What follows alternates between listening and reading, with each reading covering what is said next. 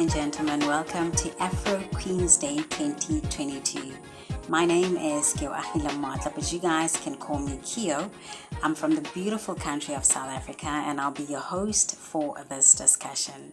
I'll be joined by a few wonderful guests who partake in Afro Queens Day 2022. Before I introduce our guests, though, I know many of you are asking, what is Afro Queens Day? That's a great question. So, guys, Afro Queens Day is a day to celebrate women of Afro heritage, from the historic queens that paved the way for us to the children of today that have capitalized on these opportunities to creating their own success stories. And some of the success stories include our guest. So, guys, please tell us who you are, what you do, and your background, please. We'll start with you, Juicy J. Hello, everyone. Thanks for having me. Yes, my name is Judith Chisum Udunyochi, but I'm also known as Juicy J. I am Italian Nigerian, so I go by Afro Italian. Born and raised in Italy, but from Nigerian parents. I am Igbo, proudly, and I'm a healthcare professional, but also dabble in hosting and presenting with everything Afrocentric. So thank you for having me today. I'm so grateful. Thank you so much, Juicy J. Moving over to you, Lisa. Lisa, tell us who you are, what you do, and your background, please. Hello, everyone. I'm Lisa Ellis.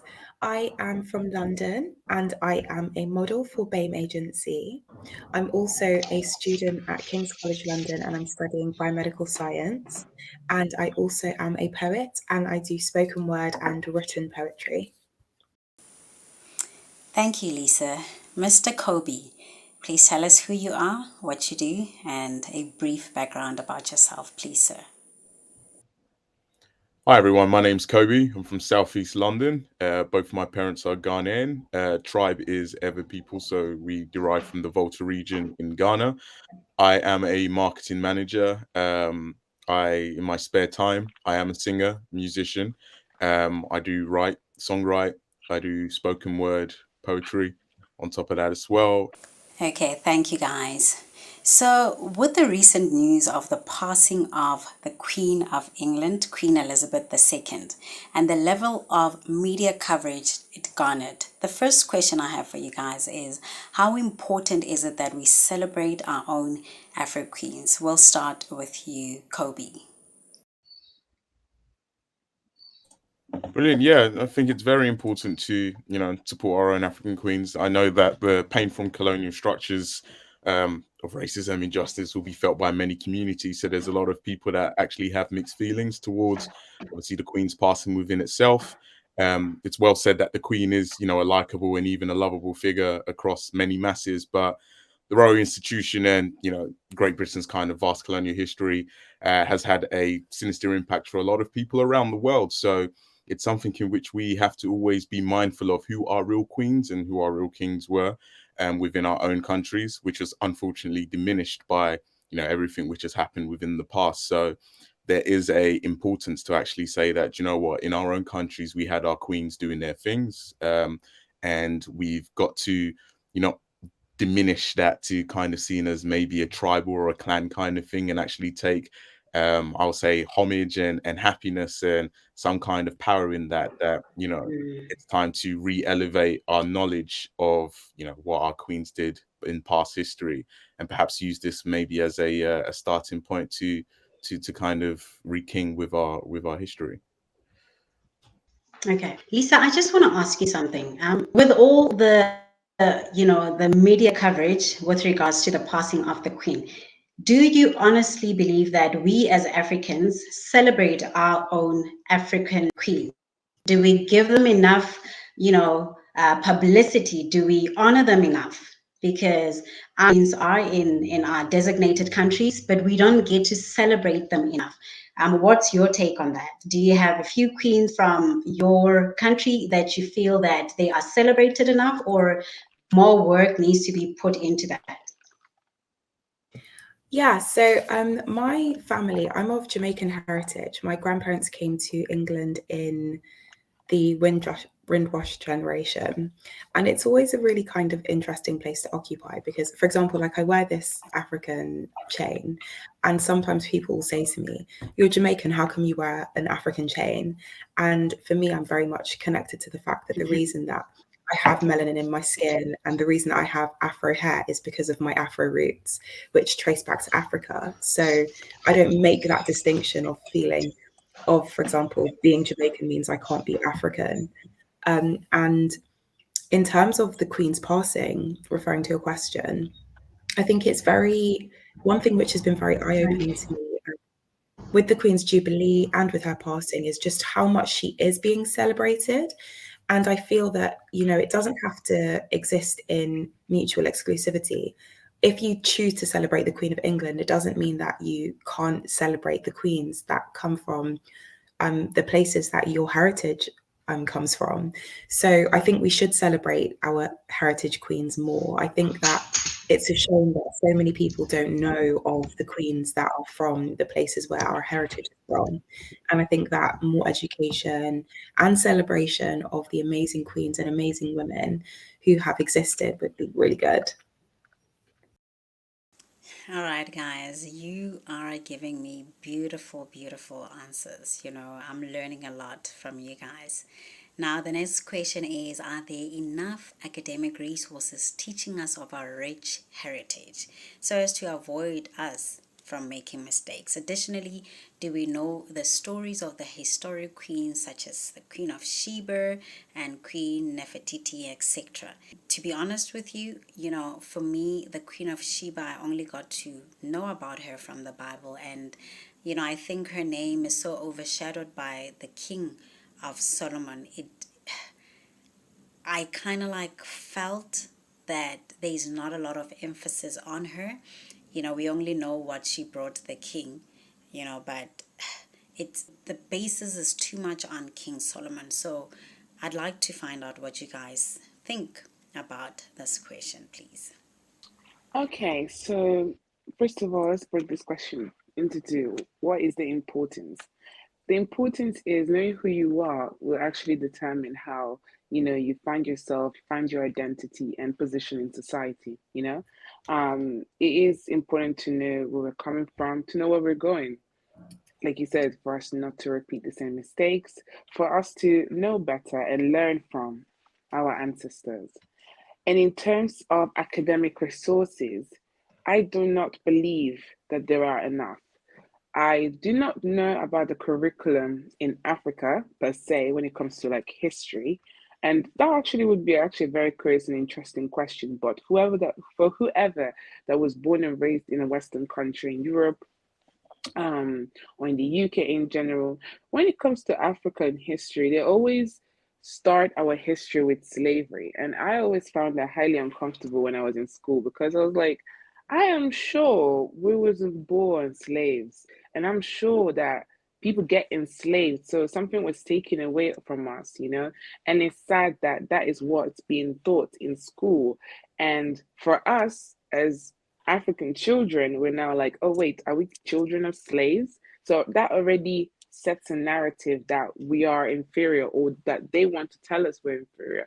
And the white child or other background reading this, they're like, oh, so they're slaves. So you see how even from education, some things can now get inbuilt and now develop in society within more open expressions of racism, ignorance and things like that. So it is definitely, definitely important. And it's a shame that also within our countries, we don't find that important or that importance is not given because it's like with colonialism, they came and unvalidated everything that we had.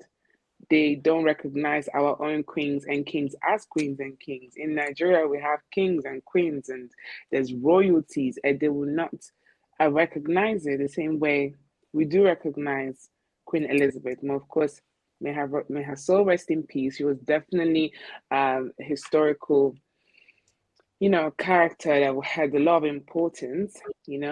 But at the same time, she's not our queen. I was not born and raised in the UK. She's not necessarily my queen, but I do see the importance that she does have.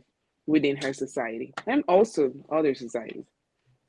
The importance is very much there. I mean, one interesting thing when you look back at American history, Black American history, is they always used to coin that if you want to hide things from Black people, put it in books because they won't be able to read it. They won't be able to actually understand, their heritage, the history, or even just educate themselves to know where they stand as people.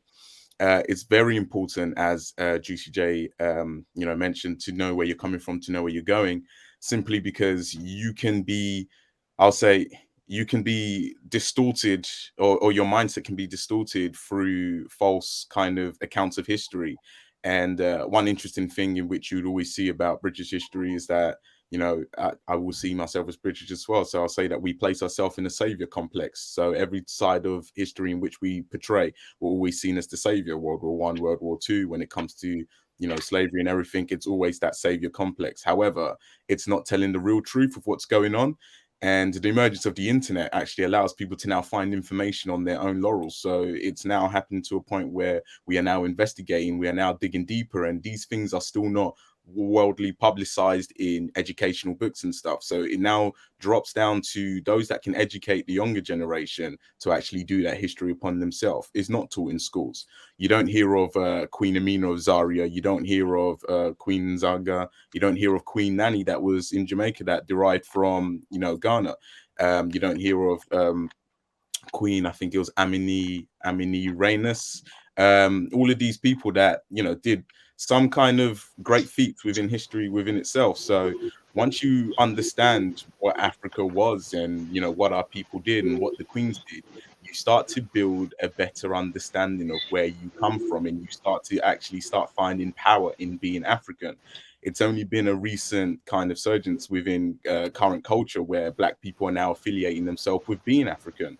At the time when we was young, a lot of people, wanted to be Jamaican, for example, because it was always the coolest way to be. And then now you've got the likes of Burna kind of doing their thing, Shatta Wale out Beyonce's album, things like that, where it's just like, what, being African is cool. And that's actually allowing people to now have a look back and say, actually, do you know what? You can find mathematics, for example, pioneering in Shango in Congo to start off with. We were the pioneers of maths, and as it continued on to Egypt and so on. And then when you start understanding that actually countries in Africa started with these things and they pioneered within these things, we're not savages. We're not people that run around with sticks that talk or whatever with the clicks that people believe that we do, or shout tribal chants. Start to rebuild that power and that strength within yourself, and then you now take away what history has taught you, that let's do the charity for war and let's send water, and Mutumbu has to walk 50 miles to go and get water. And you actually look at it just as, actually, do you know what? We had queens doing our thing. We were the center for mathematics. We're the people that, pioneered all of these great health, I'll say these kind of health fads which are coming through right now, and you start to look at it, it's just like, we're the people that started things. And it's kind of like Wakanda in a sense. You have a look at that and they're just like, we hide ourselves from the world because there's a whole bunch of kind of nonsense going out there and people to steal the secrets.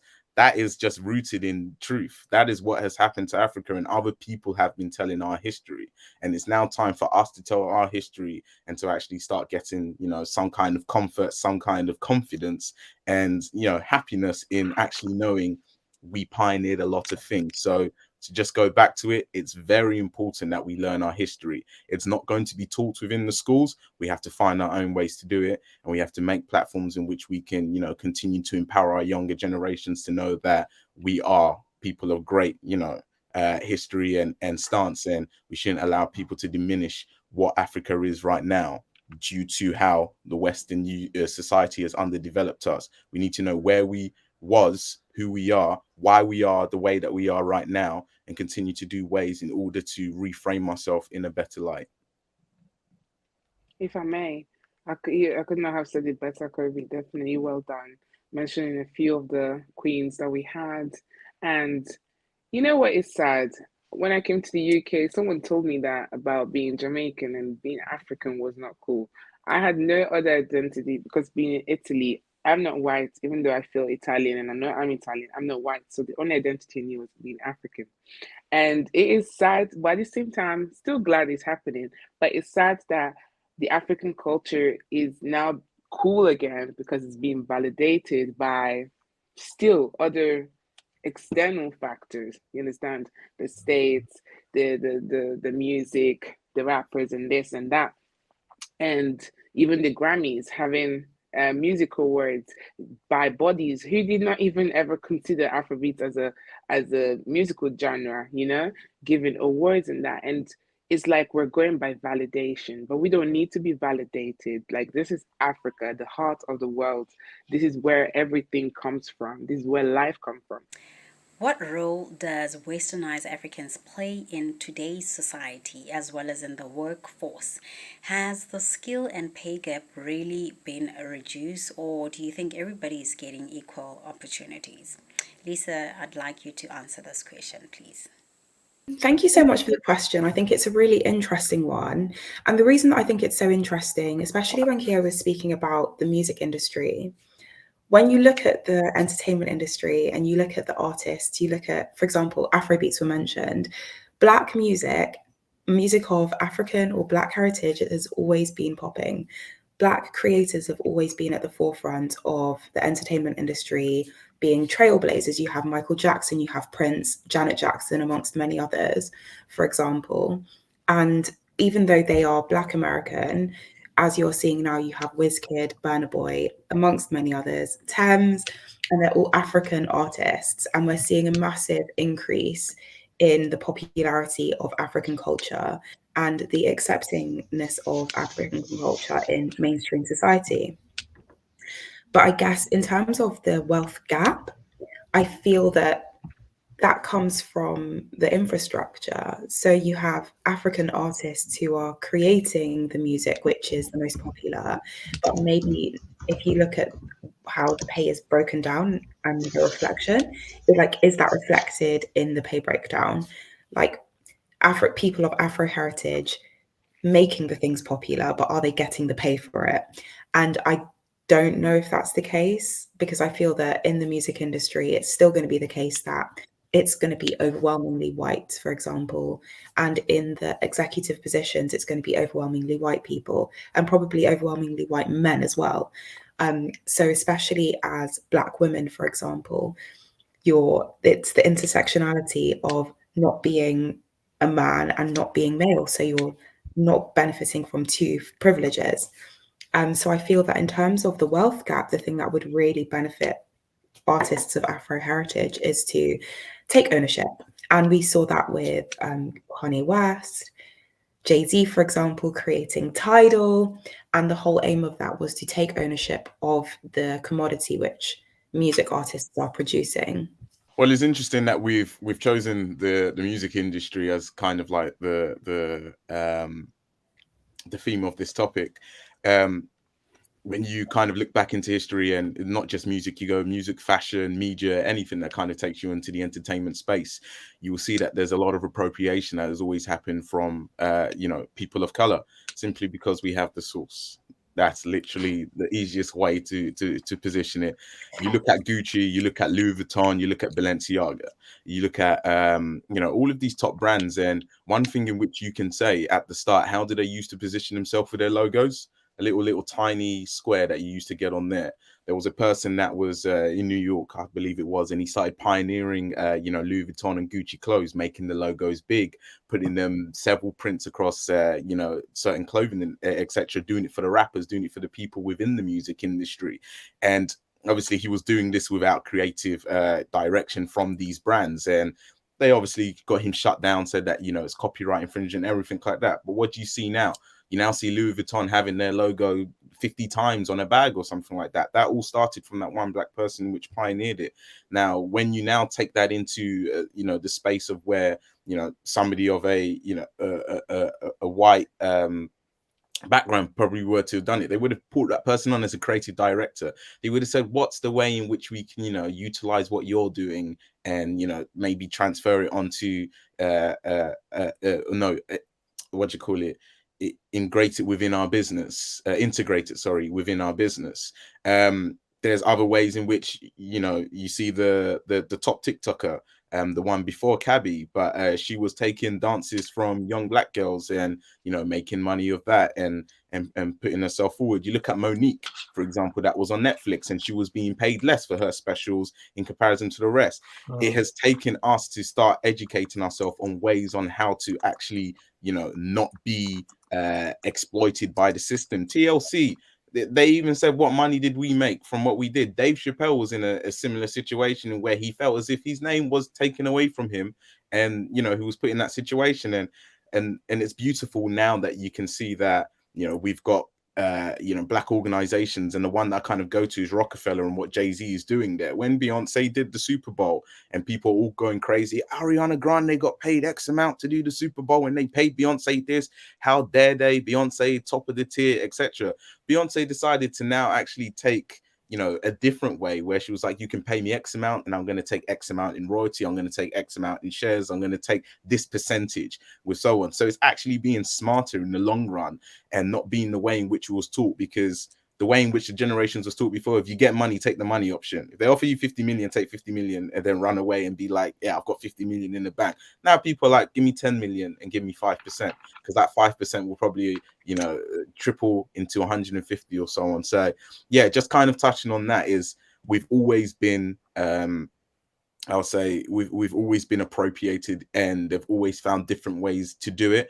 But we're kind of stepping into a generation where people are being a bit more educated on, what the consequences of certain things are. There's certain leaders that are actually taking that stance in order to not exploit our people, but to find the best opportunities and options for them. So yeah, I just wanted to add on to that, and kind of say that there's a step going forward, but it's still a difficult journey that we have to take. And it's just a quick detour on it, just out of the music industry. It's a step that we have to take worldwide. So you kind of take it into the corporate space, or you take it into the political space, and that thing. A lot of our people, and I'll say our people only on a skin deep level, that a lot of them are playing trophies, for example, for political parties. What they're doing is kind of racial gatekeeping, where the representation in which they're showing us, or the representation in which they're putting out, is not enough, because the association is only skin deep. Like, what is the substance of what they're saying? The messages in which they're putting out is actually making them acquire a large kind of fellowship of white supremacists or racists, in a sense, because their messaging is what do you call it? It's racial gatekeeping is the word to say, but like, it's not that we're against their difference in of opinion.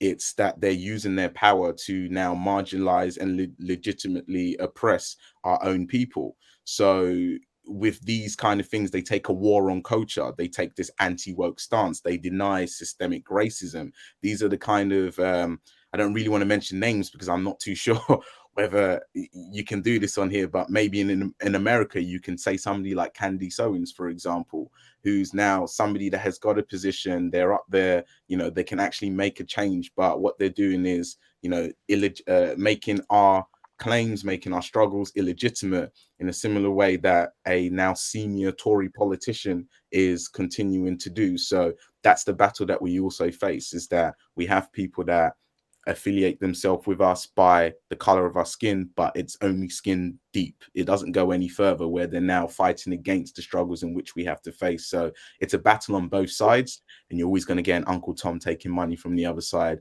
in order to progress themselves at the detriment of the larger population.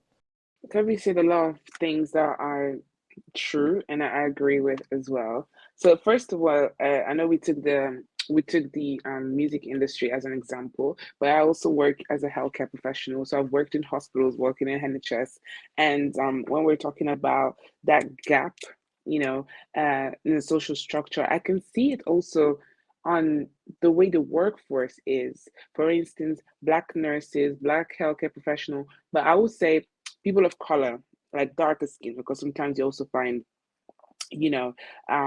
Indians as well, or Pakistani. They always get the longer shifts, the worst days. They very overworked, and you hardly also see the white people doing these jobs, and it's like they reserve being a nurse and caring for people is a highly distinguished job. Being a nurse back in the days also meant a lot to people. These days, they're really taken for granted. And many of the nurses within the even British workforce are African.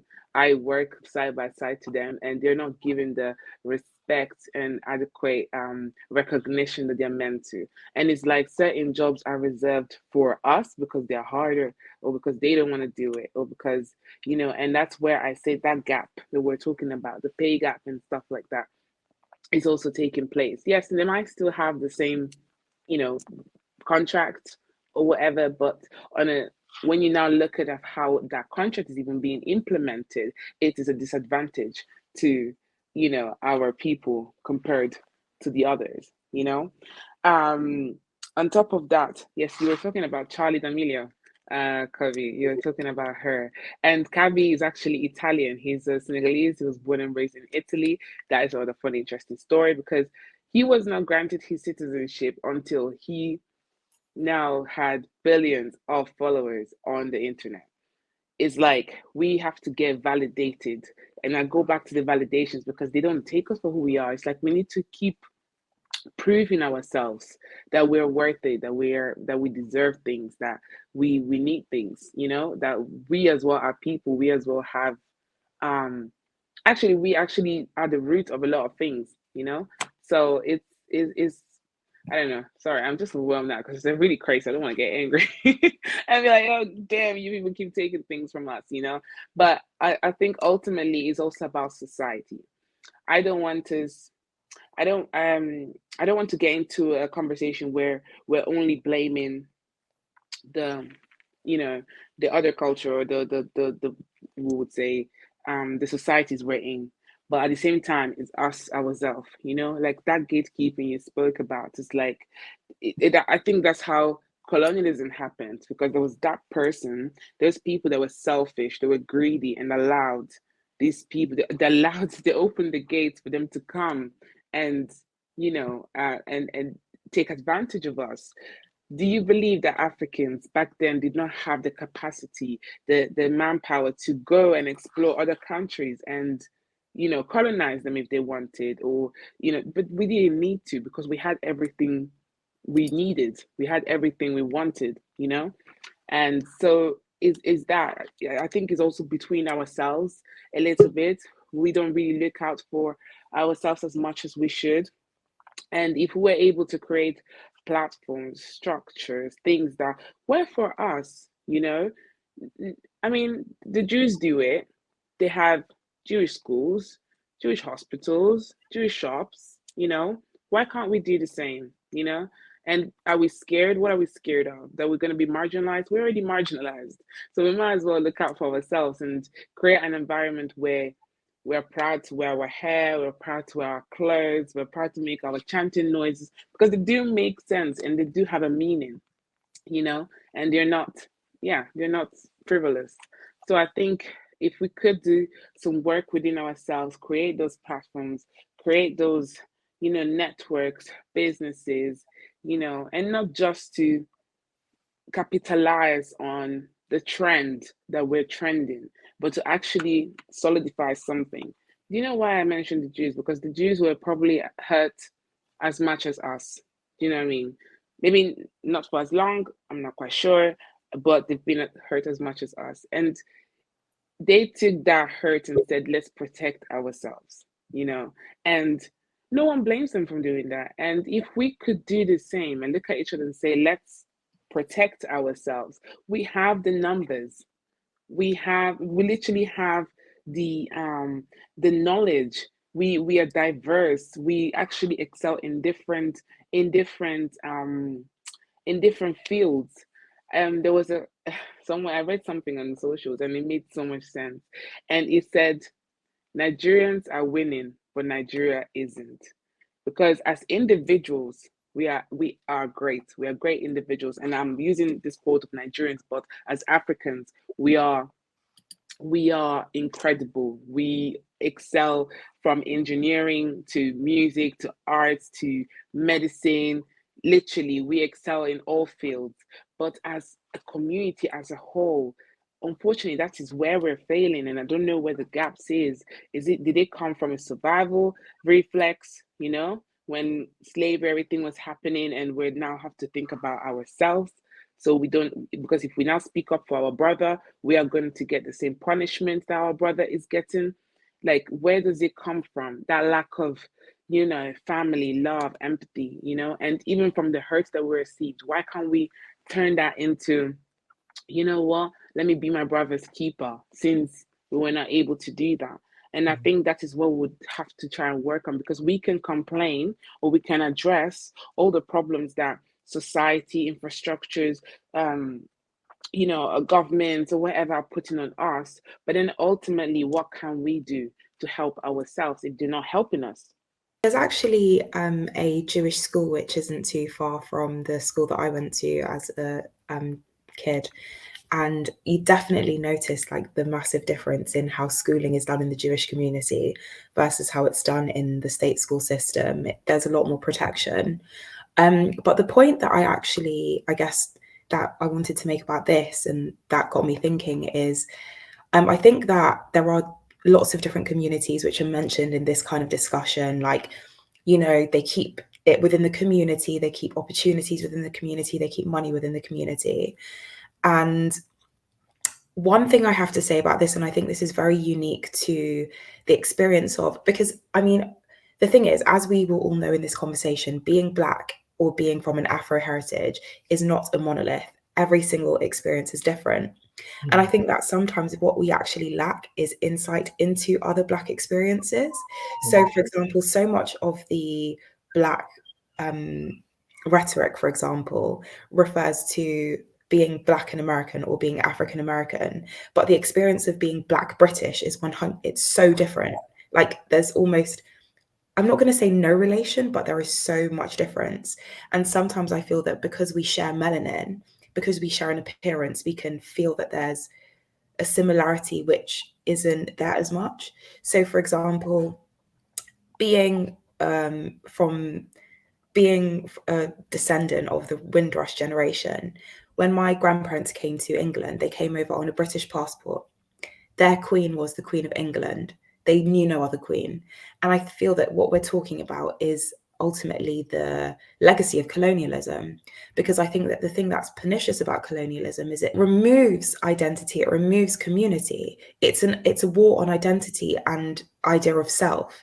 So when Jamaicans came from Jamaica to England, they were coming over as British people. So they didn't have it in their mind that they would come to England and then keep it within the community, because they were told that the whole time that they were in Jamaica that they were British citizens, that the Queen of England was their queen. So why would they think, when I go, like, they don't understand, they had no understanding that the British people would be against them. So when they came over from Jamaica to England, there was a massive shock for so many of them, because they weren't expected to be treated as outsiders. They were expected to be treated and received as citizens, and they were actually invited over to England. So it's like, I feel that when you're Jewish and you have the legacy, you have that history, there is no like misunderstanding that you are Jewish, because from the beginning you have been treated that way, you have been othered. And when you have been suffering from racism and prejudice,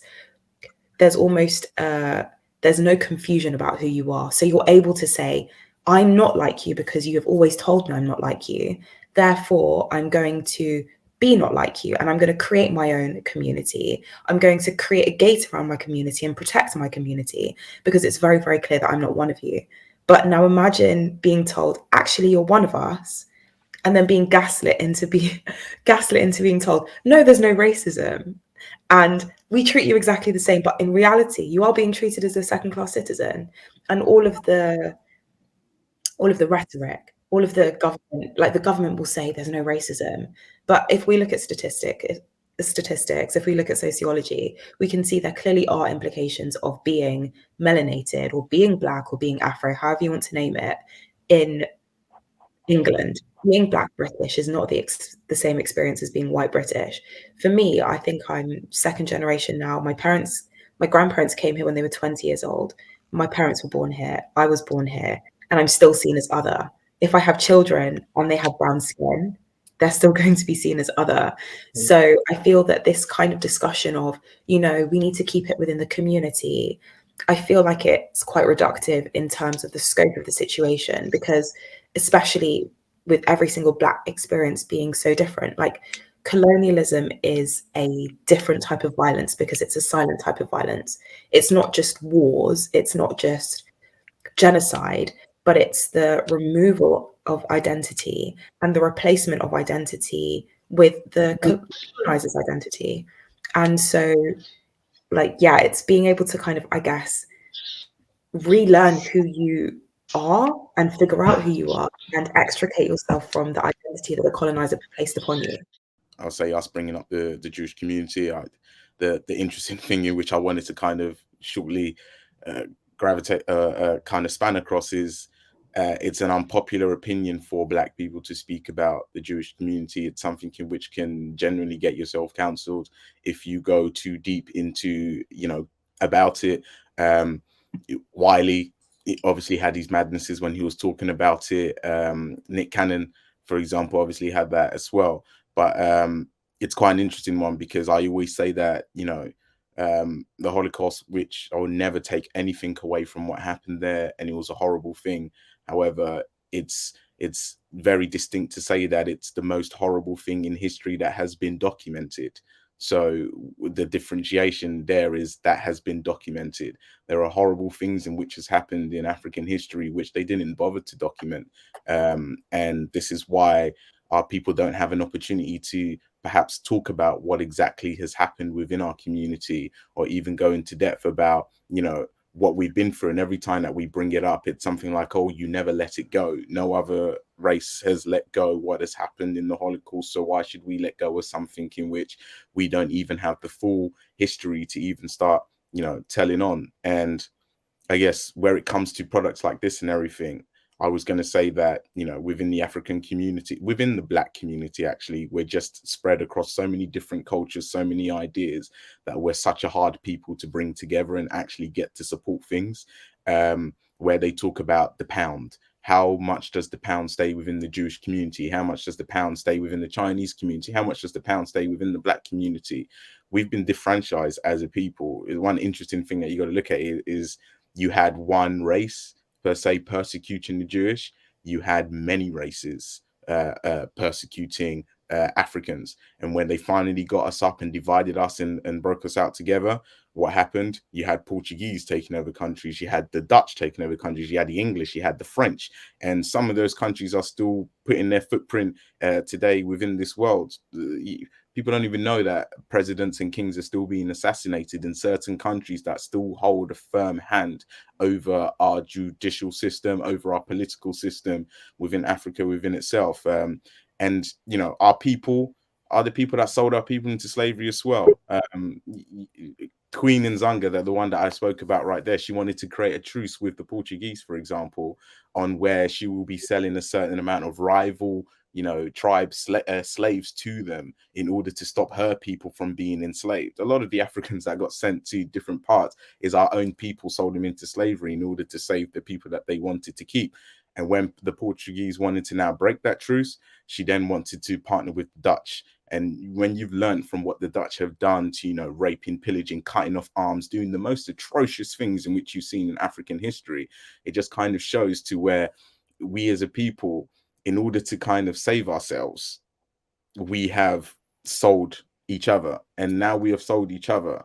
We now have all of these different factions to now where we start going, well, I'm from here and you're from there and we don't like you and everything. And that's a division which was deliberately created in order to not bring us together. And we're trying to bring ourselves together. And I would not say, it's completely on us. But then you've got to now see what happens in history to stop us from doing it. Kwame Nkrumah, the first person that brought independence to Ghana, the first African country within the continent to get the independence. They did work against him in order to get him exiled from Ghana. And it was through our own people. We'll give you 1 million here, we'll give you cows, we'll give you house, we'll give you cars, whatever you want. in order to impeach or to get him out. Same with Gaddafi that wanted to unite the African nations together and, have us still within a stronger currency, so we was not hinging upon the USD or the GBP. And what did they do? They assassinated him. When you actually read into Gaddafi and saw that what he was doing in order to unite Africa much better, you would then be able to understand how a lot of this, westernized societies have continued to play a hand in underdeveloping us and not letting us grow. People from Dubai and the Saudi Arabias and stuff will look and be like, Africa should be in the position that we're at right now. We're not able to do that because the puppeteers and the strings go deep within the societies in which they help to create. It's going to be very hard for us to break free of that. That's what keeps our people separated. That's what keeps us disenfranchised. That's what keeps us away from knowing that, it's us generally against the world. We're at the bottom of the tier. And in order to bring ourselves together, we need to understand this, but it's not just us that are pushing us away from doing it. There's still greater powers going on there. And, it even makes me laugh when you think about Kenya, for example, and you have a lot of Asians tell you that they're from Kenya or they're from Tanzania. My grandma's from there, we're from here. And it's just like, do you know the reason why you're from there? For example, the British took over your country, made you slaves, and then sent you to go and enslave Africans. So we've always been at the bottom. It's just like, well, the Asians are our slaves. The Africans will be the Asian slaves. And, that has continued to break us out in different factions. So, yeah, bringing it all back to the card and, institutions and the things in which we want to do as a people, we need to understand that we're not here to work against each other. We need to understand that we've deliberately been, broken up and to divide and conquer.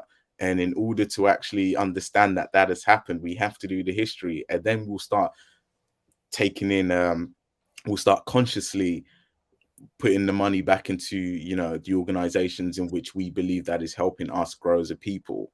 And I believe that because the Jewish people have the history there for them and they know exactly what's happened, and they only had one people kind of coming against them. They all had one person to kind of bound together and to go against, and one story to come together. They were able to now say we can be a community and continue to do that within us. We've got so much history over so many different countries and so many people coming at us. Even China now is trying to create its own nations of African-owned countries. It's a I don't want to say the word because probably can't swear on it, but it's a crap show, and it's very difficult for us to to bound together.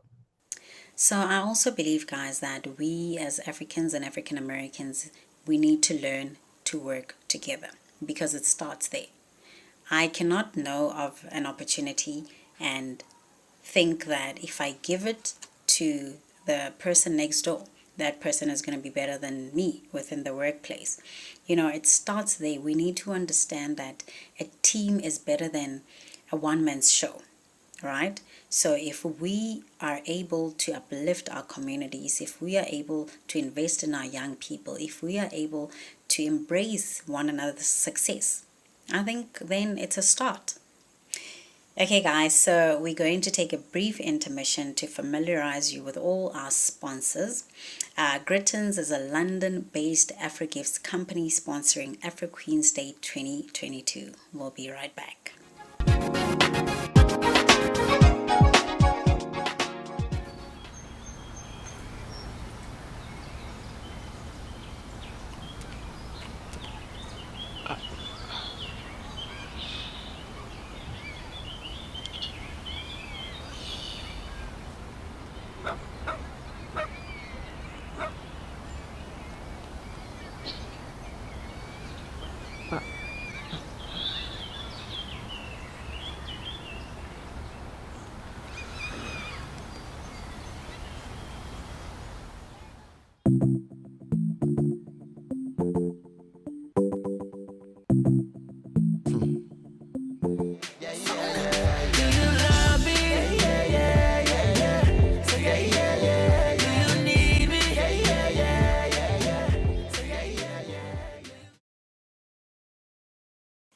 Welcome back, guys. GCJ, this question is for you. So, with more Africans migrating to Western shores, right, how can we monetize our resources to creating sustainability in our land? Do you think that we as Africans can work together, be able to use our resources within our land, be able to uplift one another, and, stay within our countries instead of, thinking that the western parts of the world has better opportunities? Thank you. So that was a very interesting question because I've thought of that many times. Like I told you guys before, I was born and raised in Italy, and I was used to be the only black girl in my class, to be honest. Maybe just a few years, one or two extra, but always just me. And but I had many friends that went to different schools, and we all now became different things. I'm a dietitian, I have barristers, I have doctors, I have nurses, pharmacists. Do you know what I mean? And there was a time we sat all together and we said to us, like, what if we went back home and applied all the knowledge we have, within our different sectors and within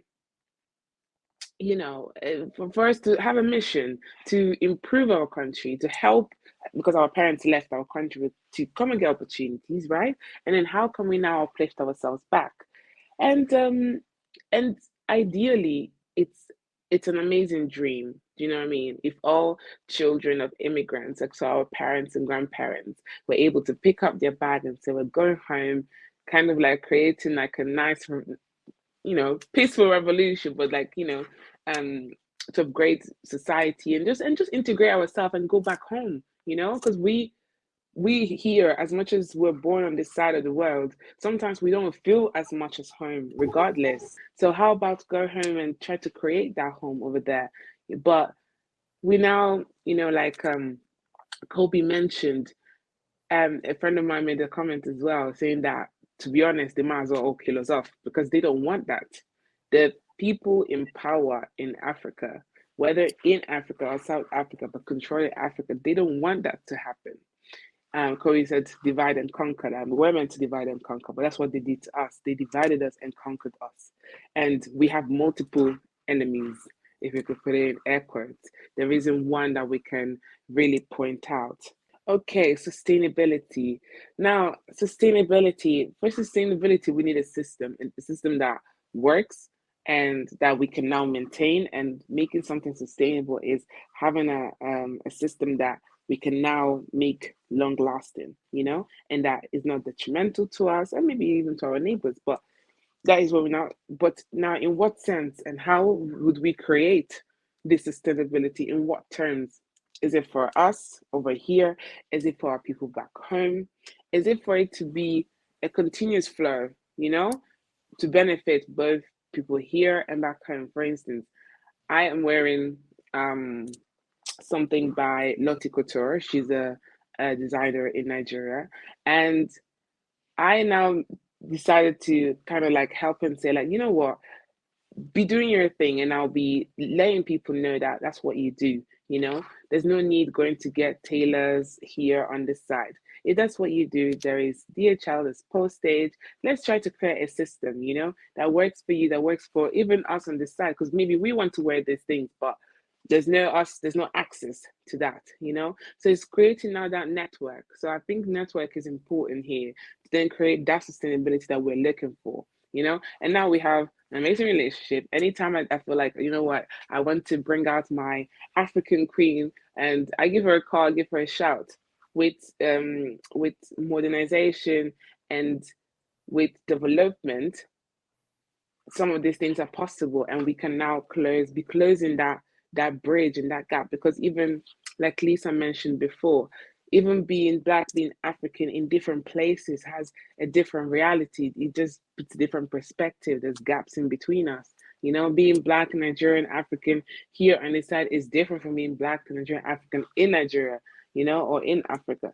So being able to close that bridge, understand each other's perspective, understand what everyone needs, then I believe that could help us, do that and taking ownership and, yeah, standing up for ourselves, I guess.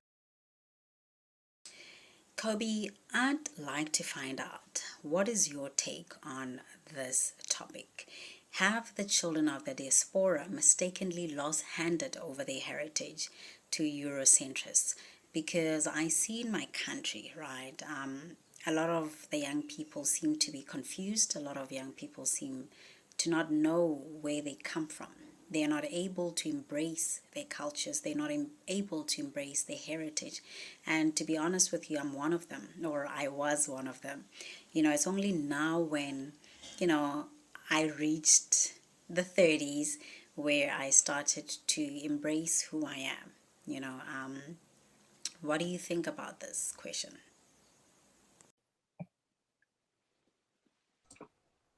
I definitely say yes, to an extent in which we have. It's a very difficult one to start off with because there's a lot of nuances to this question, and I don't want to be speaking upon politics of the whole of Africa, and I can probably just kind of relate it more to Ghana from where I know exactly what's going on. But it can be a generalization, which can be said as well. Is that we still cling to the societies in which colonized us. So when Prince Charles comes to visit Ghana, or the Queen came to visit Ghana, and everybody's groveling and they're just like, "Oh my goodness, the Queen," and people are absolutely loving off the idea of the royal family, for example, coming to visit Ghana within there, instead of actually acknowledging that we've had this independence. Yes, we may still be a British embassy, but being like, we are who we are,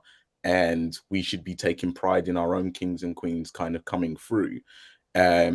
What that does is it creates this sense of dream. There's a funny song with Sway back in one of these mixtapes where he's just like, "Coffee, where you going?" And he's just like, "I'm going to go and see white women. I'm going to go and swim and eat champagne with the Queen."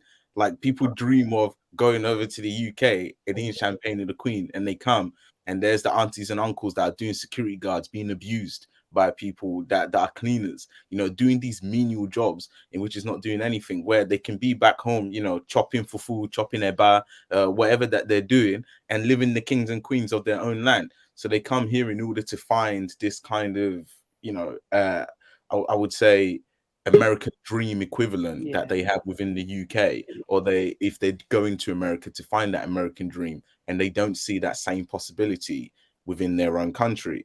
And then the kids now are raised in this country, and the parents wanted to get away, and they're here now, and they don't speak fondly about their country because, yes, there is, I don't know, a light off that happens. There was corruption. There was perhaps some time with experienced famine and so on. And they may go back to go and visit family and everything, but it's for a short time, and they come back here, and you get accustomed to your living here. And then your youths now grow up, and they don't have any zest or any drive in order to want to go back to their country and do something great.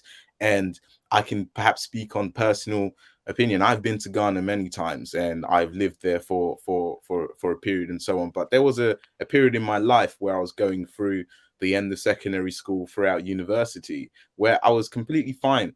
7 years I didn't go back home, and I didn't see anything wrong with it or no difference with it.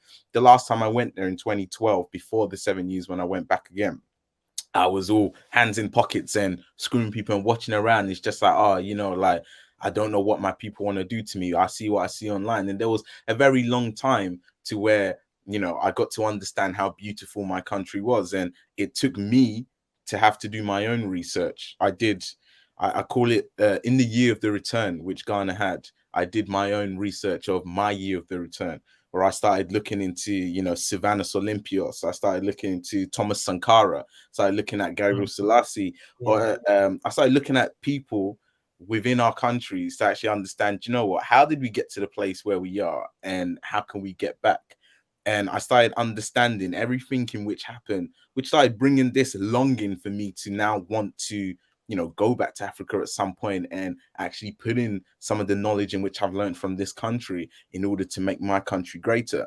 And that was my own off my own back to kind of find our own journey and go onto it. So I'd say our parents are at some point, they're failing us on that front as well, because they've come here, they've got car, they've got heating, they've got electricity 24/7, they've got a good job, they're building pension, they're able to send money back home and everything, but then they don't speak about especially maybe from in my circle, they don't speak about the beauties of going back home.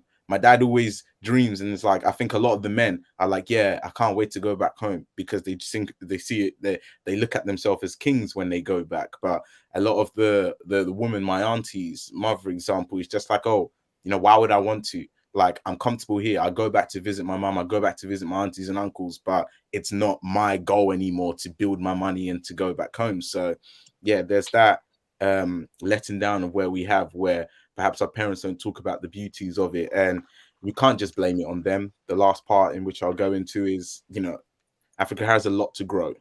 We have a lot to do, and there is things in which stop people wanting to go back and take the skills in which they've learned here in order to now take over back to our African countries. When they had the year of the return, there was certain case studies of people trying to buy a house, and they've gone through all of this process of one person saying they own it, another person owns it, the lawyer wants this money from you, the judges now said it's split between two people. You end up losing a whole bunch of money and whatever, when you need to know that the system in the way in which we operate there is not how we operate within society here or within Western society. There's corruption in both societies.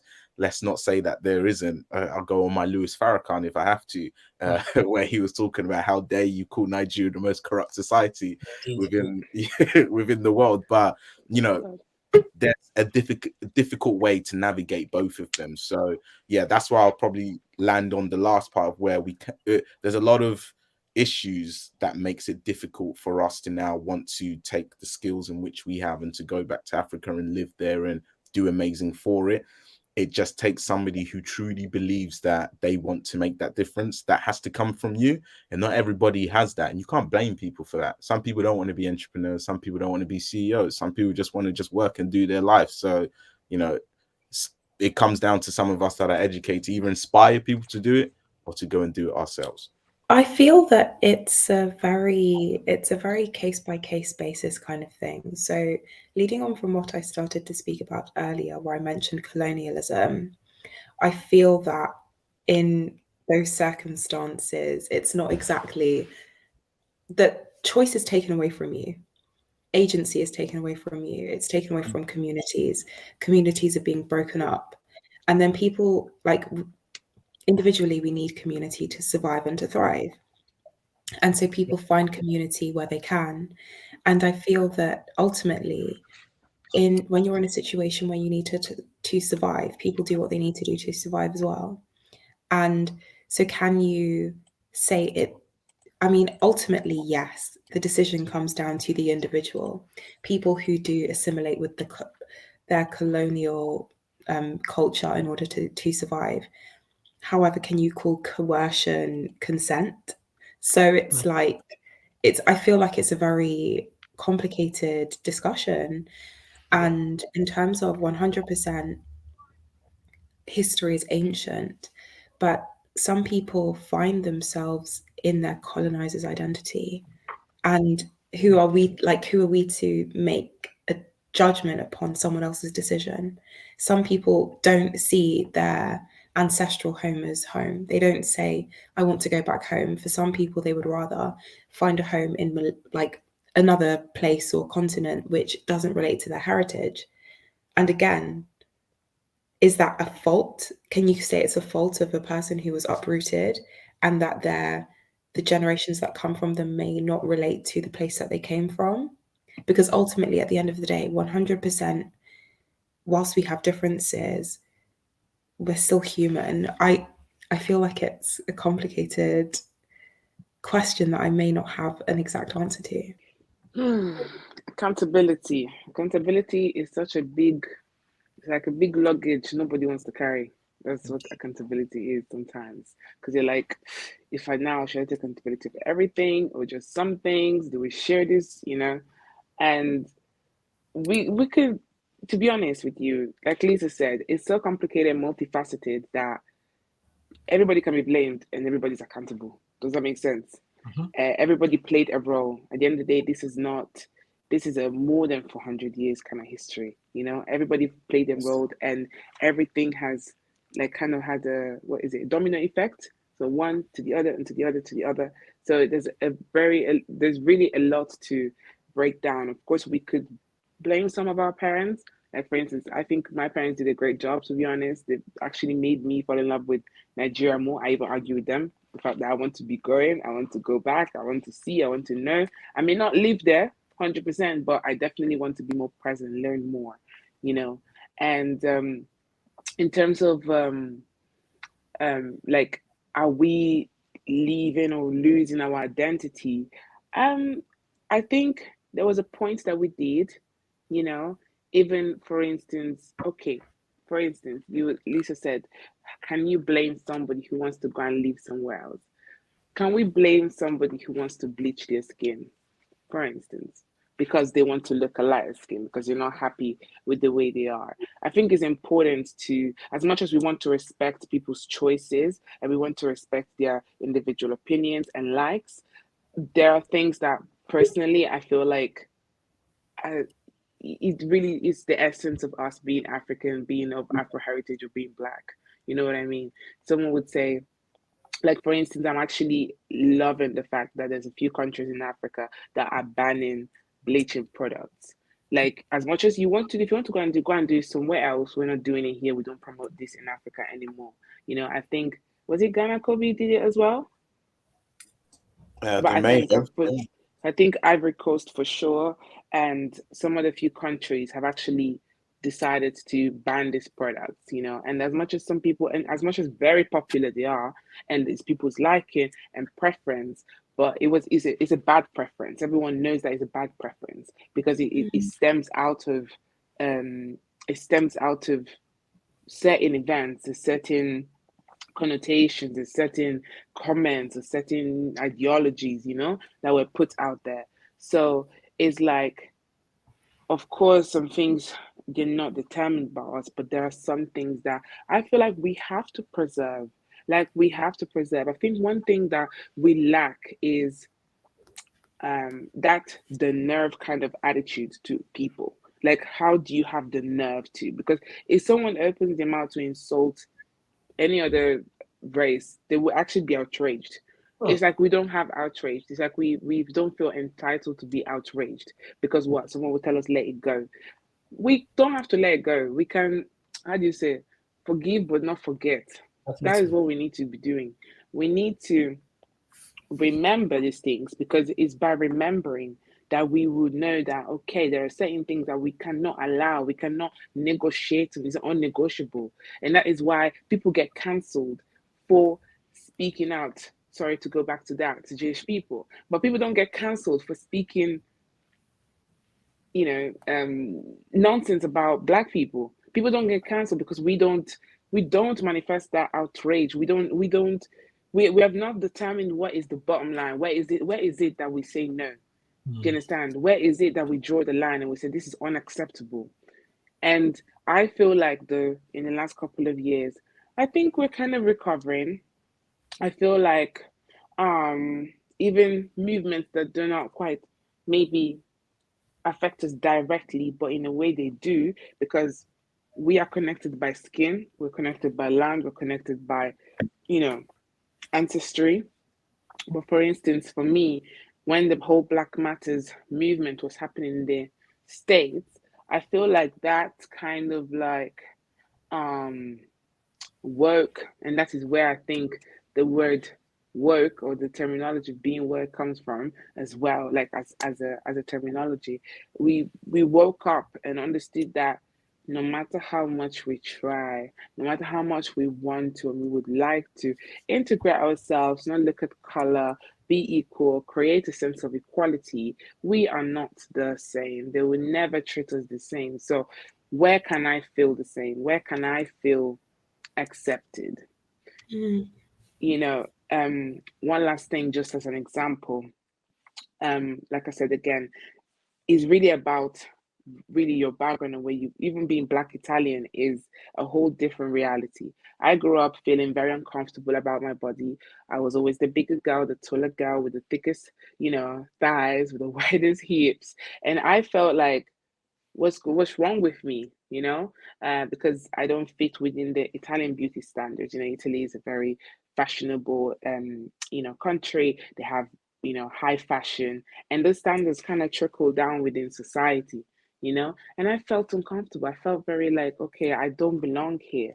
But then once I got to Nigeria and I saw many of my relatives that this is the way we are, this is who we are, I felt a bit of a weight, and that's when I started accepting myself more, because that representation was lacking when growing up. But then seeing it, I was like, okay, so these are my people.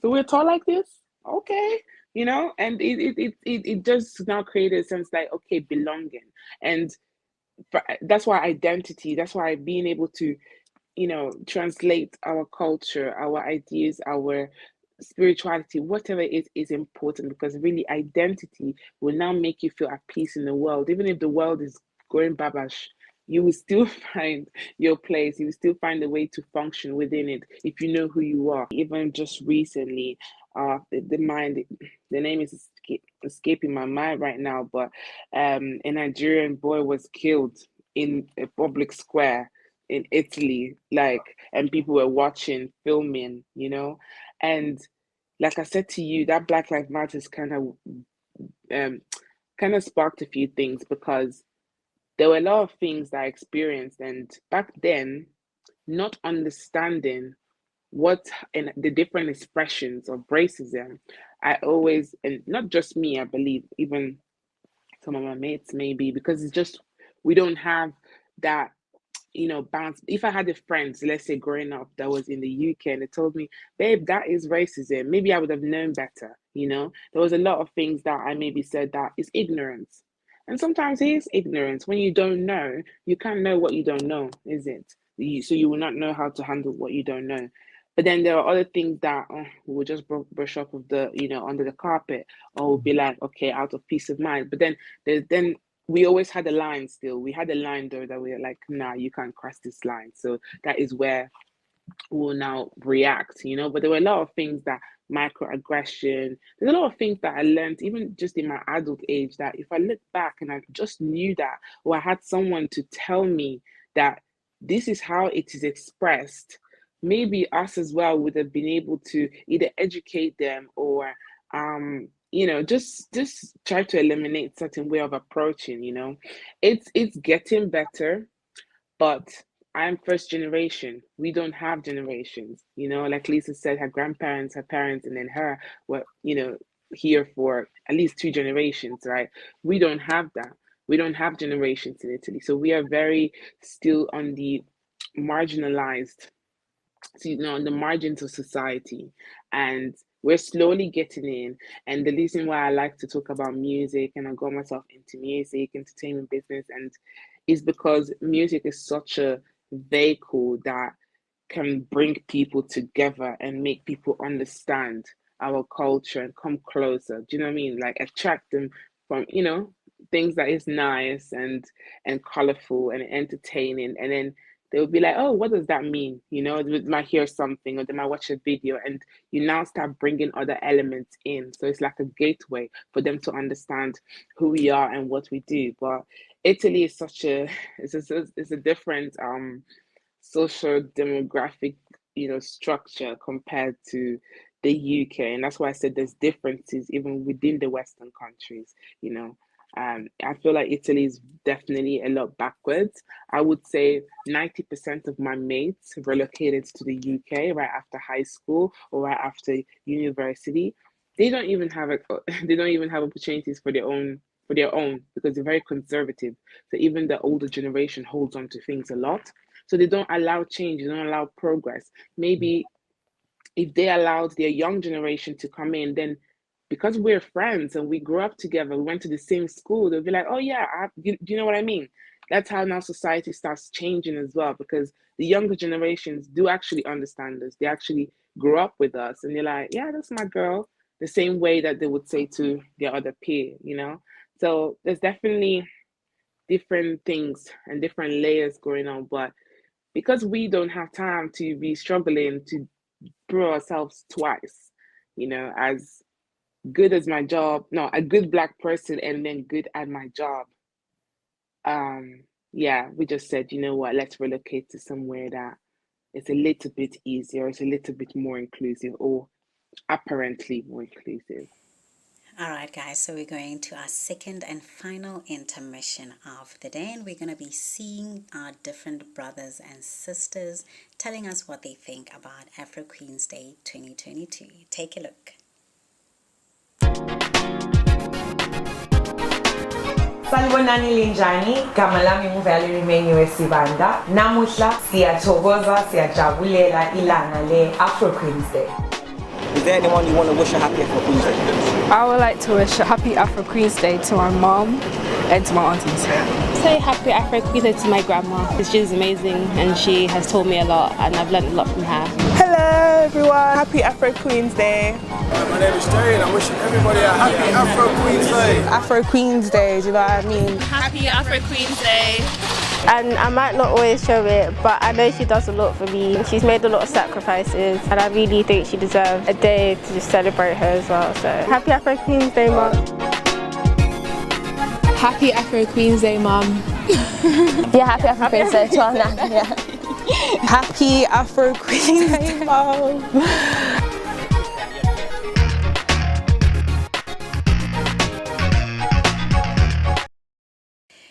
So guys, we're getting into our last topic of the day, which is somehow my favorite because it really cuts deep. You know, it speaks to my soul.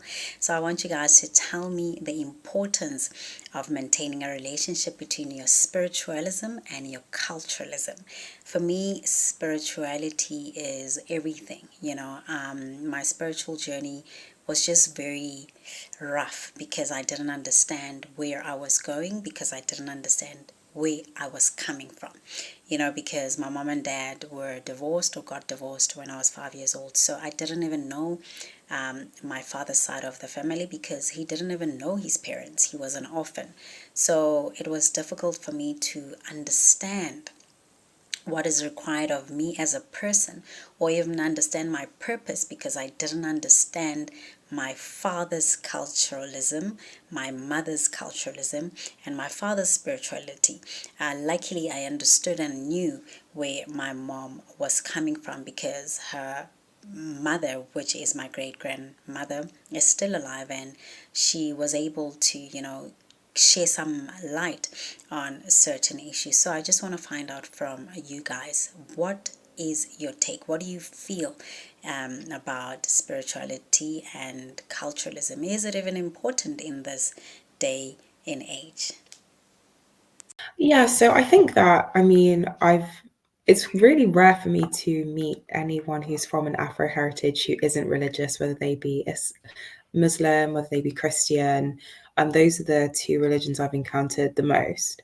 My background, my family are Christian, and it played a big role in my background and growing up. But then, to be honest, the first thing that did occur to me as you were asking the question and talking about spirituality is, like, when I think of spirituality and spiritualism, I do think quite a lot about connection to our ancestors and our ancestry and our history. And I think that the fact that every single person from an Afro heritage has had such a different journey from their ancestry to where they are today. Slavery is in the ancestry of some people of Afro heritage. It's not in the history of every single person of Afro heritage. And I think that spiritualism is so important, and being connected to spirituality, whatever that means for you, it's important to heal from a lot of the trauma that we've suffered over history. And I think that, you know, even as we discuss racism that occurs today, that's why I think days like this, celebrating Afro Queens Days, but in general, celebration is so important, because I believe that a lot of us, that the way that we connect with celebration and life is through enjoyment and joy and celebration. It's dancing, it's singing, it's being together and connecting with our family and our peers and our community. And I feel that when you are untethered spiritually, that it can,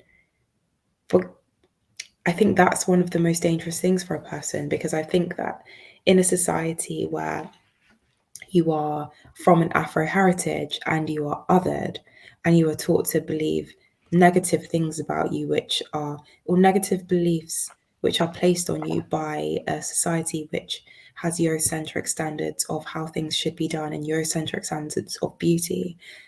If you can connect with your spirituality, then it enables you to have an armor against those things. It protects you from those things, because ultimately you can look inside yourself and see the beauty that comes from the fact that you were purposely created, for example.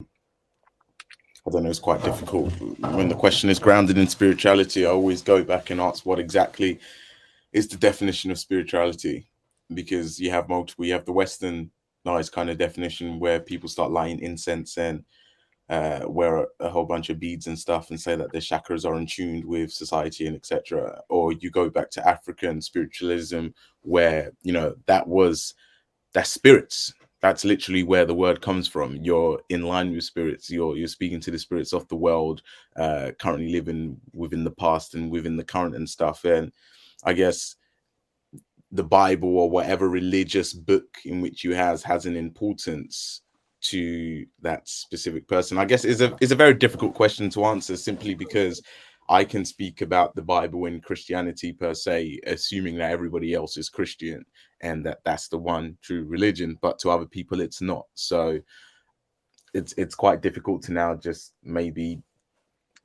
divulge and say that, yeah, the importance in which the Bible plays. I guess, I don't know if I can rephrase the question or reframe it in a way in where I'll talk about, you know, how important is religion in the face of spiritualism. When I was on my research to find out a little bit more about my people and to understand where we come from, I actually started off with understanding that the Ewe people actually started in Israel. So where you get a lot of comments about Black people being the first Jews, that's actually the case of where my people can be tracked to Israel. There's been a lot done within society in order to diminish the history in which we had there, ways in which our name has been changed, ways in which the Ewe people, that word within itself actually derives from. There were certain words that didn't exist in the dictionary in which they said, okay, because that doesn't exist, we're going to call it this. And, you know, you people were called this before, we're going to remove that and call you this instead. So you can't actually trace your way back to where you started off from, because Africa didn't have borders to start off with. So where we was before, where we made our way for Israel, actually documented history can really track us from Nigeria, as we went through Nigeria to Togo into Ghana. Then the people that continued to move on ended up picking up a different dialect called Ga, and that's where you got us in Benin, Togo, parts of Nigeria, and Haiti as well, from where the slave trade moved on. Our people worshipped gods. Specifically mine, Mauga was the big god, Mau were the small gods underneath it. Spirits exist, right? And if you praise these spirits and everything like that, they do give you things. So, you know, you've got people within the Ewe regions where, you know, you got the tribal witch doctors and the fetish priests that will be doing the tribal dances that will bring rain. Rain will come down when they dance. These things are real. There's even parts within my history, within my family, where, you know, the people have called upon these witch doctors and so on. One funny story was even a uncle of mine who decided to, you know, bed with a woman who was gifted to a god. And at this time, you don't touch the god's wives. And he did. And he ran away from the village at the time in which he did that. And when he returned, he had to come and face the gods. And he was in an empty room and he got beaten up. Now, you go into the room and you won't see anybody there. It was the spirits enacting their revenge upon him. So spirits do exist. And where it now comes into those that have now actually adopted Islam, or those that have adopted a Christianity within itself, that exists as well. So it's a mixture of both. It's like, what do you choose to believe? Now, a lot of black people will now want to denounce Christianity and say that it's the white man that brought it in, and therefore it was a way in order to take away again who we were and what we used to do. However, other people would then go back to then go and worship these spirits and say, I'm bringing back my my heritage and what my people are doing before. But this is where I'm conflicted as being a Christian and seeing the works of what God has done and being within the church and actually knowing that there's a yin and there's a yang. There are bad spirits and there are good things in which happen within this world. And Christianity seems to be the guiding pillar to kind of combat against the evil spirits that are there to do wrong upon people. Is where it's just like, well, should we be going to be worshiping these gods? Should we be retrenching back into spiritualism and saying actually it's the way in which my people have grown? Or was the one thing in which we got brought Christianity actually a good thing? And this is where I'm at a conflict of, is where I can understand that our people were spiritualists, and we need to understand that spiritualism is a occurring theme throughout Africa's history, and it's something in which happens, and we can be spiritual with the current religion in which we're dealing within. So yeah, it's a very nuanced question. It's a very difficult way to attack it. If we focus too much on trying to be who we was before, then you could be inviting the wrong spirits in your life, to be fair. And then if you're now too focused on, but who brought in, these new religions? Well, if you're a Christian, and anybody that's listening as a Christian, you just see it as evangelism. They're doing God's work. They were sharing the process of Christianity throughout the world, and gave us another opportunity to actually, pick up upon that. And yeah, just where I've seen witchcraft and I've known exactly what influences had specifically on different families and stuff like that, and I've also seen the favor of what Christianity has done as well within my own life and other people's life, where I can actually give accounts where people probably say I'm talking about magic. I just believe, yeah, it's a hard one. Black people, luckily enough, know that there is a dark side to spirits, and hence why they're so grounded in their religion, because they just know that people can use other things in order to do crazy stuff, which will be seen as Harry Potter magic, but it really does exist. So yeah, it's a difficult one to examine, but that's just basically my outtake on it. Yeah. To add on to that, Islam and Christianity, there's many books which are crossed against both as well. They in Islam, they acknowledge Jesus, but they don't acknowledge him as the Lord and Savior. They acknowledge him as a prophet, and same way in which Muhammad and other things. So it's just an interesting thing. Once you get to understand different religions and stuff, you see a lot of the crossovers. You see there's a lot of things in which they're talking about the same stuff. And it's also very interesting that people should adopt other religious practices into their own movements. So Buddhists, for example, the breathing, the meditating and everything. Now everybody's on a mindfulness kick. Everybody does breathing exercises. People do, meditation and stuff like that. Christians, Pilates or whatever. Some Christians will start and be like, that's not good. That's spiritualism is bad. It's not good for you. But now people are like, how do you build resilience? How do you tackle anxiety and depression? Go and meditate. Go and do some yoga. Go and do some Pilates. These are just, I say, things, not products. These are just practices which people have kind of put in this world, and we've lost over years. And then we've now segregated in saying that's part of this religion, that's part of that. So we need to adopt as many as possible, but still have a grounding in, what we believe. So yeah. Even though there is more than medicine, I don't know if you people noticed, but our old generations, Africans, do not like doctors.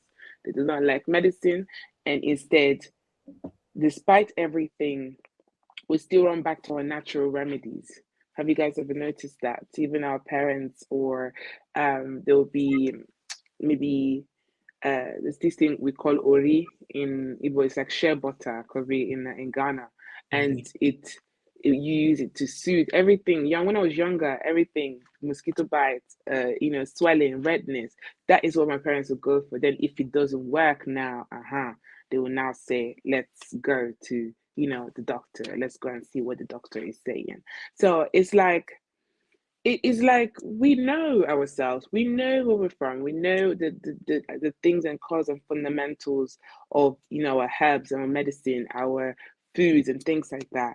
And I feel like that is one thing that we've not completely lost, even though sometimes we rely on it too much and we don't understand the limits of that.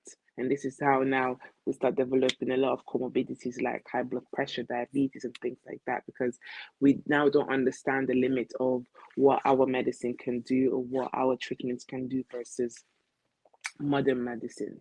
So it's understanding that balance, and it's like now, it's like Kobe said, it's understanding that balance where we now have Christian or Muslim values, but we still know that there is another world regardless, because despite everything, I don't think that they were able to beat everything out of us, and condemn everything out of us. We still kept something that in the back of our mind we know our truth, because even, sorry, going back to the religion question, I asked myself many times, what were we doing before Christianity? What were we doing before, they came and, did evangelism? But also, there's some controversy with that, because the evangelism was now disguising the slave trades, and disguising the doctrination, things like that. So it's now asking, there is a good there, but was the good used well for us, or was it used more to take us away even more from what, from what we know and from what we're used to and from what we know as our reality, and now even ourselves, we see these things as bad, we see these things as boring. We see these things that is not so good, even though we know their existence. That led me, for instance, to go and research about Igbo gods.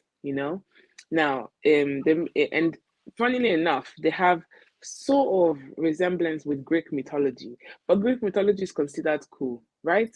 Zeus, Aphrodite, all of them is considered cool. It's considered interesting. But when it now comes to ours, it's like, ooh, that is dark, it's black, it's not quite good. But we have the same names. For instance, the Zeus, what they consider Zeus in Greek mythology is what we call Chuku or Chineke, which is now the same name that we used to call God in Christianity. Does that make sense?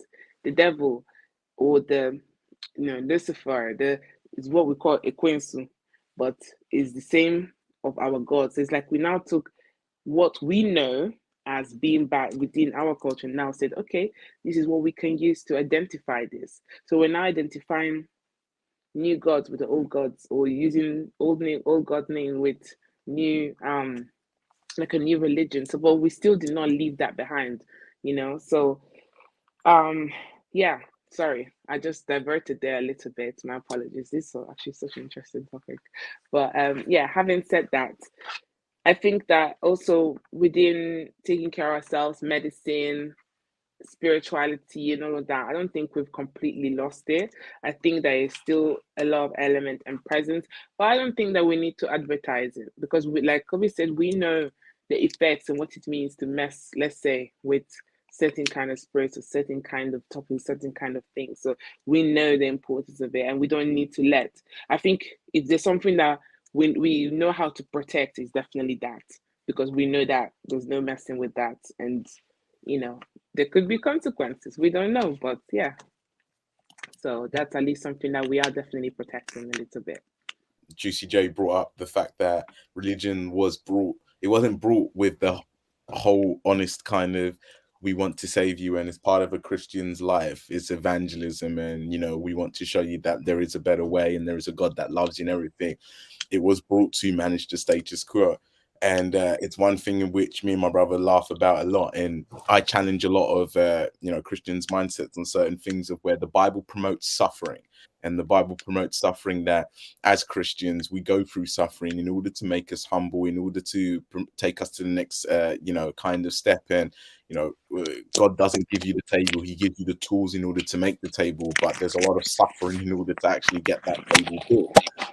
So when that was then brought over to us, it was just like, okay, your kids are being raped, your arms are being chopped off, your land is being taken away from you and everything like that. But go and pray to white Jesus, because white Jesus will help you through this suffering. He will help you through everything in which in which you're experiencing right now. And don't worry about getting revenge within this lifetime, because whilst you pray through this suffering and all this pain and anguish that you get, there's a heaven for you later on. So experience all the pain in which you experience in this world. Job, everything in which you're gonna feel right now, just know that there's gonna be a better place for you after. So continue going through this pain now, and don't do anything to uprise against it.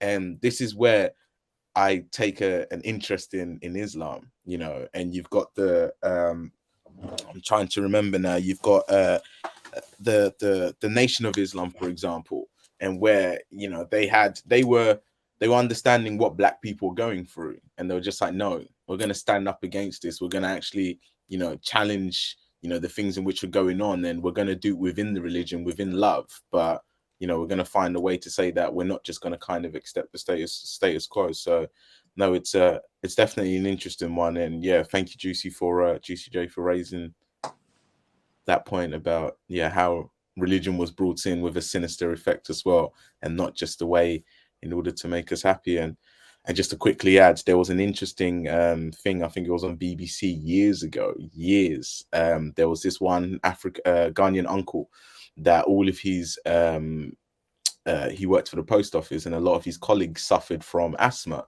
And what he did is he had these medicine and herbs in which he brought back from home, and he made it into this concoction where all of their colleagues threw away their asthma pumps, and they were just like, it's like, I've never suffered from it again. I used to have 1 or 2 attacks each day, everything like that, and now I'm completely fine. And this even got a little like BBC expose, like, oh, this person is doing this, and this is how, and he's speaking about these medicines we've had ages ago back in our land, and is why we don't suffer from the ailments in which there seems to be Western ailments in which people suffer from.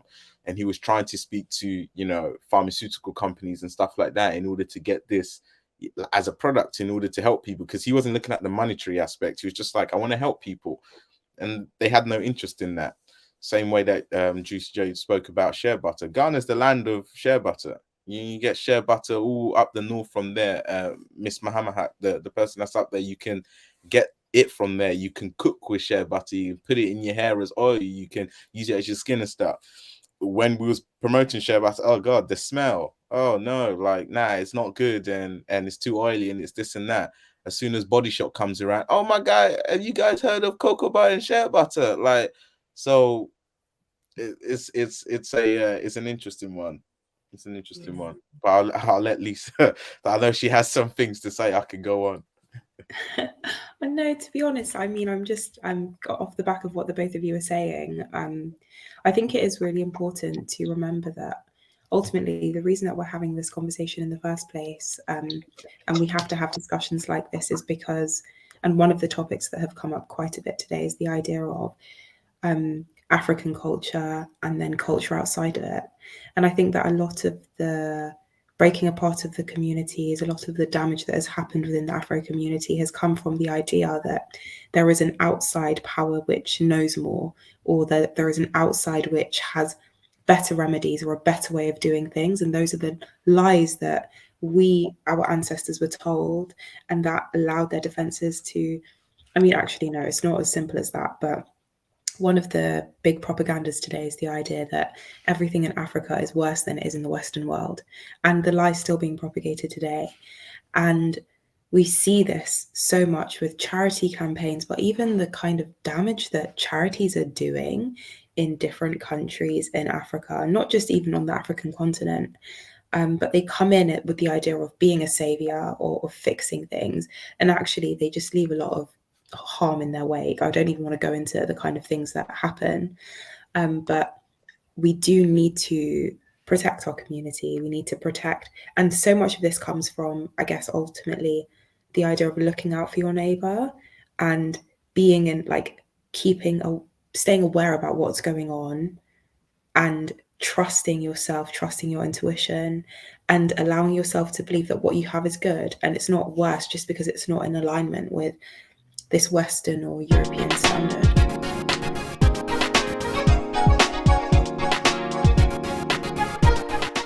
I love Afro Queens Day. I think I heard of you guys over a year ago, just about over a year ago, and I'm actually so happy that you guys reached out and felt like, that, to include me, because it's something that represents me and I feel like would represent me.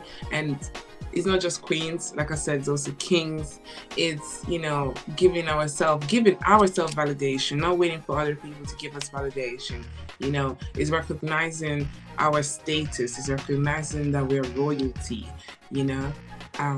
sorry. You got me. So I love the concept of Afro Queens Day, and I would want it to be more than just a day, I would want it to be something that people can go to and say, you know what, when in doubt, let's go there. There's things like spiritual worlds, there's things like, they do try to put in bits and bobs here and there to represent everybody, but I love the concept, I love the idea. I just would like it to grow more. I wish and I pray for it to grow more, because the younger generation now is more work, is being more aware, you're asking more questions. So let us be the ones to be around and give them the answer and also celebrate them. You can find me on socials, Instagram at JC_JCJ. And that's where you find me. Everything Afrobeats, everything African, everything Afrocentric. So thank you for having me today.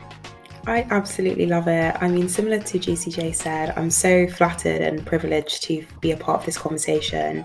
I've really, really enjoyed discussing these things. And as I mentioned in the beginning, being a Black woman, being a woman of Afro heritage, it's who I am. It's never going to go anywhere. And whether I choose to define myself, I feel that in a way, there's a kind of, people like to distance themselves from their Afro-ness or their Blackness. Like, I want to be seen as a person, not a Black person. But I find so much power and beauty in being a Black person, of being a person of Afro heritage. I love to celebrate it. I love the legacy that my ancestors have left for me, and I love wearing it with pride. And there's just this connection as well, this beauty in Afro culture, in people who descend from the African continent. There's just a natural sisterhood and brotherhood that strikes up with people. You can meet someone and they can be a stranger, but they'll feel like a sister or a brother. And I do think that is really, really unique and special, and it is something that should be celebrated. And I think also as well, so much of what we have discussed has, ultimately, it's all about just having more love and having more celebration. And so to celebrate African queens, I feel that women are at the heart of the community, and women have so much love to give and so much love to receive. And when we lift our Afro queens up, every single person in the community gets lifted up. Afro kings, everyone, and then also non-African people as well. So it's like, if you can raise up women from African descent, everyone benefits. So yeah, I think I'm really, really happy to participate in today, and I look forward to celebrating this day going forward as well. You can find me on Instagram at LisaLondon_, on everything on LisaLondon_, but yeah. I think it's great. I think it's something that we need to do a little bit more. I think we need to start off with the history. I'm going to plug my Afro Queen just because this is a history which everybody needs to know. But Ghana's Afro Queen is Yasantua. During the British colonial war that was going on between the Ashanti region and the people there, you had one of the sirs that came and sat on the stool and disrespected. We have a golden stool, sat on our golden stool that's only for kings, and disrespected the long lineage of kings that have sat on that stool, which their spirits are believed to be, transferred into that stool as well. During that time, the king was now taken away and, kind of sent into exile, and the men wanted to surrender to the kingdom. Yasantua was an amazing woman that actually stood up and said that the men are scared of, experiencing defeat. So she said, if you are too scared to go and fight the British colonial rule, then me and the woman will stand up and do it ourselves. Guilt tripping the men into their ego to actually now stand up and go and fight for what is theirs and what is right.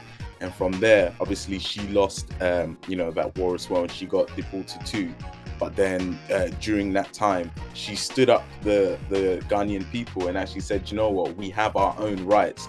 They dare not take our stool away from us. They dare not tell us who sits on our throne as a king. And, you know, she invoked a sense of pride and heroism right there as well. So, you know, as time moved on, they actually realized that, you know, they should leave our stool alone and everything like that. And it all stemmed from a woman who said, I know better, and we're not going to allow this. So African Queens Day is a beautiful thing. We should be doing it in the park. We should be getting people to come and dress up and, you know, all meet together from different nations. We should have the likes of Tens or Temi or, you know, Tiwa singing on stage, African Queens queening and doing their stuff. You know, Mr. Adibia, you are my African queen, the girl of my dream. You take me where I'll never be. You made my heart go ding-a-ling-a-ling. Oh yeah. That's all I've got to say about it. So African Queens, big up everybody. Enjoy. Koby 3000. Alright guys, I just would like to thank you all for being a part of this discussion. Juicy J, Lisa and Koby, it was a pleasure having you. I learned so much. This was very informative and enlightening at the same time, and I believe that one day we will cross our paths again. I also would like to say to our sponsors, greetings, thank you so much, and all the people that were involved in putting together this project. Thank you so much, and you know, continue to fight for African rights, African American rights. Continue to, you know, provide young people with information about Afro Queens and their African heritage. And from myself, Kio, it's goodbye.